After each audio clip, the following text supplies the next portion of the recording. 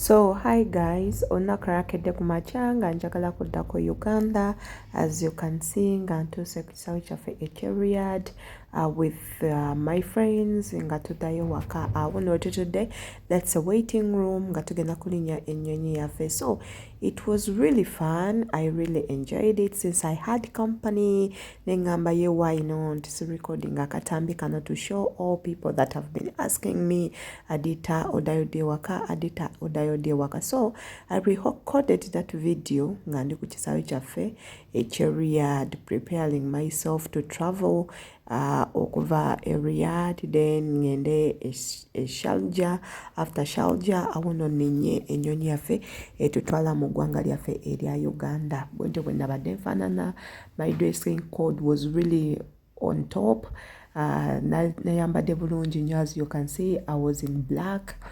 Nentekako ne overcoat yange ya brown.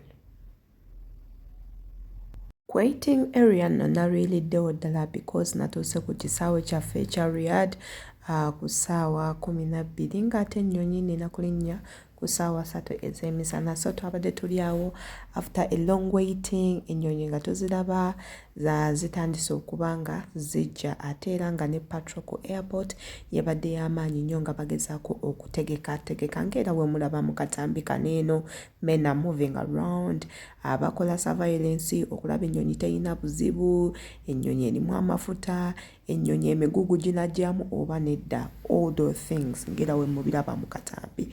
Nabadde nkoyedde no ddala because I did not sleep okuva we nakitegedde nti no nina flight. So munnange w'ebituwe byabadde nabadde nkyatudde ennyonyi yaffe n'ebeera nga ejja ng'era we mugiraba munnaaye ng'emaze okuba nga epakinga bwetyo we yabadde.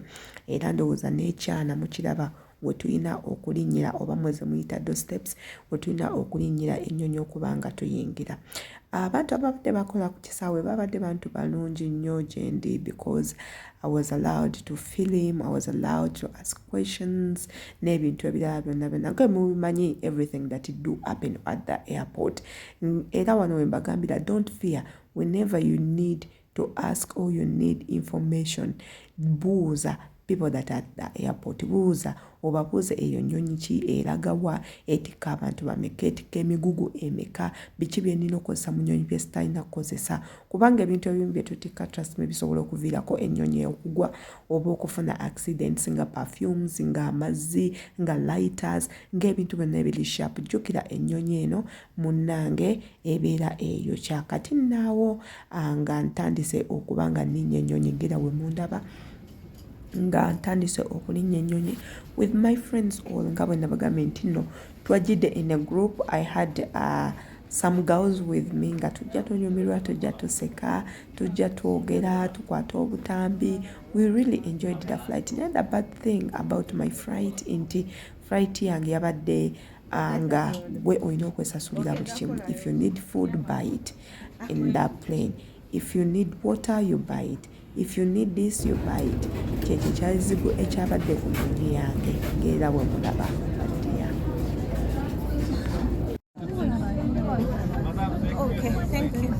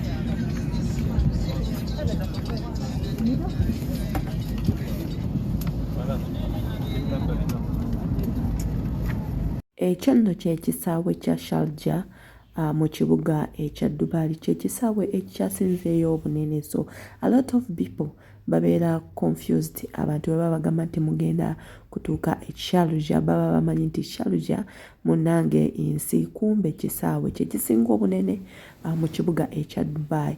Awo nno nga ndi ku kisaawe we ngenda okulinnyira ennyonyi yiiyo, ennyonyi yange etuuse egenda okunjigyawo e Dubai ate era neeyongereyo mu ggwanga lyaffe Uganda. Abasinga mwenna ekisaawe ekyo mukimanyi, ndowooza mutulaba awo nga tutandise okulinnya, tugenda kulinnya ennyonyi tuvaawo ate era tuvuge non-stop paka mu ggwanga lyaffe erya Uganda. And I know you all not know, okuva e Sharjah mpaka Uganda it takes 5 hours. Twatudde mu nnyonyi for 5 hours ng'era we mutulaba awo nti nno tuli mu kulinnya, naye a lot of things happened nga tuli mu nnyonyi, omuli okuyomba, omuli okuwogana n'ebintu ebirala. Ebifaananyi ndowooza mubiraba, neekubizaayooko ku bufaananyi nga mmaze okulinnya ennyonyi yange ey'okubiri egenda okuntuusa mu ggwanga lyange erya Uganda. Ndowooza ng'emulaba obufaananyi nabadde so smart, nabadde very smart. Kambabuulire baana mmwe, nanyumye era wabayo omuntu atasiima nga tewasiimye outfit yange, just not you know nothing about designing. Nze ndi muntu wa brown, mwagala nnyo okufaako obufi. Awo nno nga ntudde mu nnyonyi ntuuse ngerawo mulaba enviiri zabadde zifuuse enviiri nga zinsumbuwa okufaako obufi, ekikoofiira kivaako ate nga n'abaana bali mu kuwogga n'okufa, abayomba ne bayomba, abayombera ebifo. Ekyandeetedde okubeera confused nti we all have boarding passes. We have boarding passes.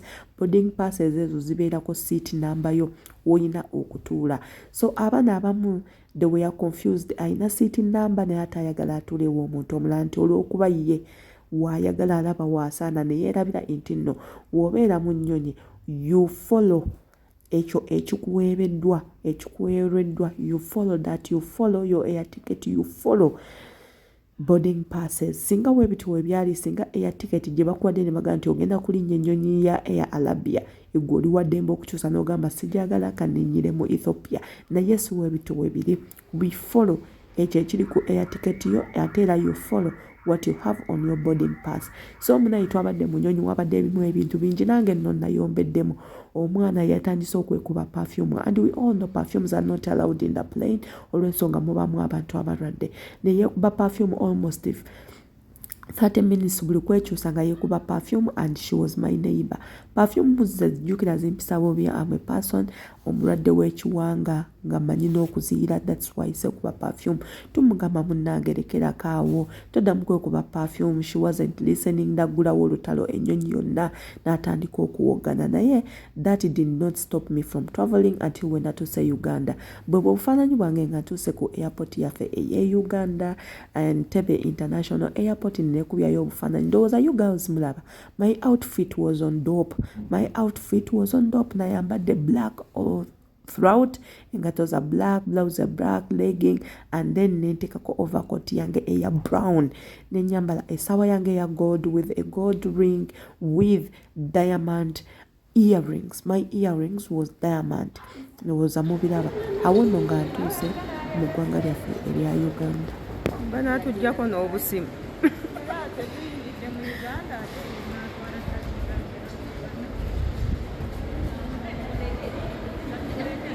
Hello guys, tuli ku kisaawe kyaffe ekye Uganda, tukomyewo kadowooza buli omu ali bulungi. So for those who are saying, Banange Sheila, Adita, when are you coming home? You overstayed there, this and this and this. Do you want to die from Cheyo? Do you want to build Mokwano Molo or what? My dears, money has no journey. Money has no journey and money has no time. You know? Nino kunonya sente, nganchali mwana muto. I mean, when I still have energy. So by the time I become old, I may not have a chance to work maybe. So kati. Temumanja nyo. You did not send me here. You get. Najanjagala. Understand? So, and I'm free to go anytime I want, you know. Life has entry. You're free to enter. You're free to go. I mean,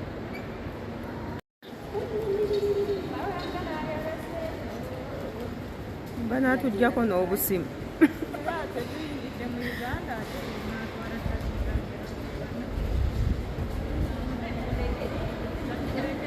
Hello guys, tuli ku kisaawe kyaffe Uganda tukomyewo kadooza buli omu bulungi. So for those who are saying banange Sheila Adita, when are you coming home, you overstayed there, this and this and this, do you want to die from Kyeyo, do you want to build mukwano molo or what? My dears, money has no journey, money has no journey, and money has no time, you know. Nina okunoonya sente nga nkyali mwana muto. I mean, when I still have energy.